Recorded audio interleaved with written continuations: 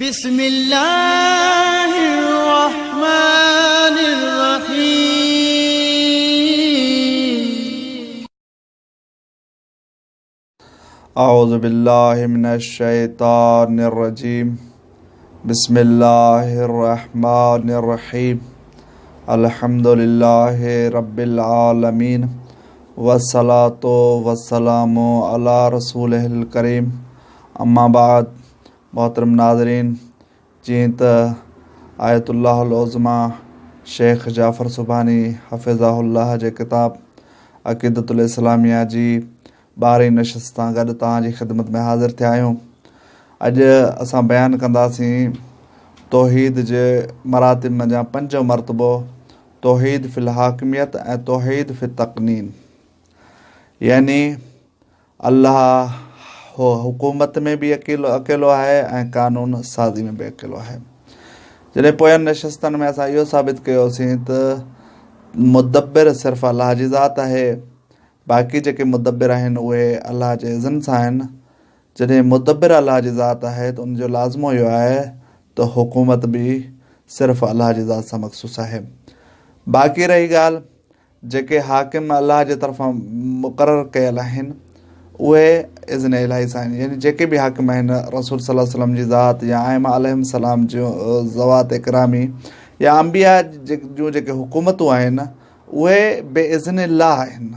यानी अल्लाह खां हटी करे न आहिनि।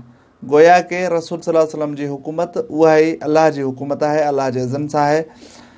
उन खां अल्लाह जी हुकूमत खां हटी करे हुकुम न आहे। जहिड़े नमूने सां इरशाद में क़ुरान में इरशाद थी रहियो आहे, मैं युतिअ रसूल फ़क़द अता अल्लाह। जेको रसूल जी इत्तिबा कंदो, रसूल जी पैरवी कंदो, ॼण उन अल्लाह जी पैरवी कई। यानी जेको रसूल जी खे पंहिंजो हाकिम मुक़ररु कंदो उहो ॼण अल्लाह खे पंहिंजो हाकिम मुक़ररु कयो आहे। अहिड़े ई नमूने सां कानून साज़ी जेके बि वज़ा कयल कानून आहिनि अंबिया अलैहिस्सलाम या आइमा अलैहिस्सलाम असां ताईं पहुचाया आहिनि, उन्हनि उहे कानून वज़ा न कया आहिनि। वज़ा कानून जेको बि कयो आहे उहो अल्लाह जी ज़ात कयो आहे। हीअ जेके नबी आहिनि, रसूल आहिनि, उन्हनि जी ज़िमेदारी आहे त उहे अल्लाह जा वज़ा कयल कानून असांजे मथां नाफ़िज़ कनि।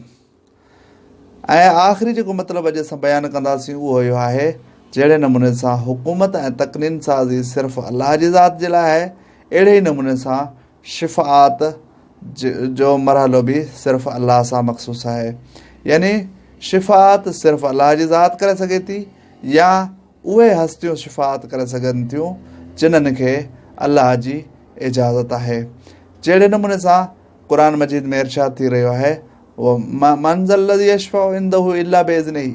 केरु आहे जेको शिफ़ात करे, मगर उहे ई शिफ़ात कंदा जिन्हनि खे अल्लाह जी इजाज़त आहे।